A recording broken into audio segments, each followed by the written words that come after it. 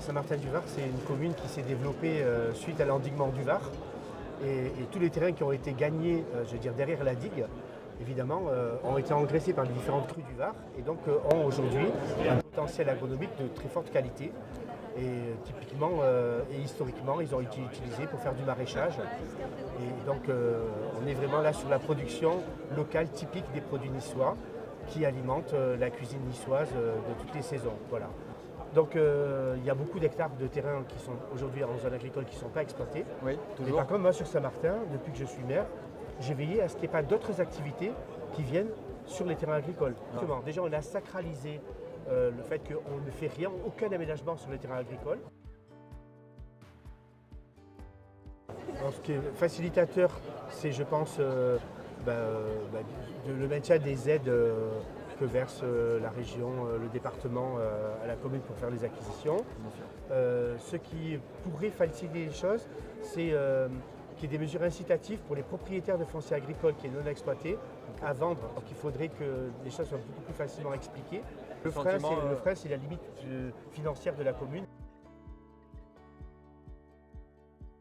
Alors, moi je pars du principe que si on veut que l'agriculture soit productrice, on ne peut pas avoir de production agricole sans arrosage. Et oui, il faut de l'eau pour l'agriculture.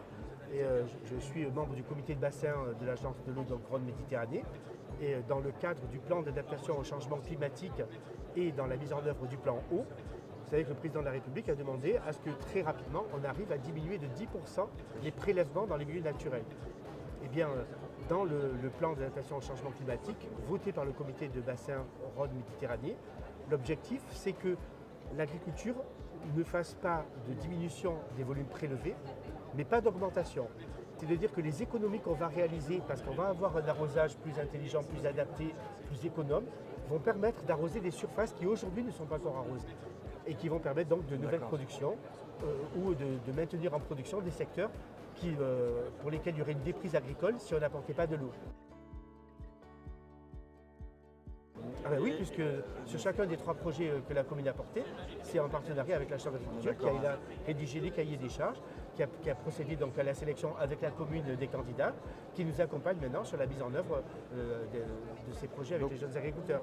On a de bonnes relations avec la Chambre d'agriculture et voilà, avec Michel, avec M. Frère, on travaille main dans la main et ça fait plaisir de voir des vrais professionnels au service du territoire.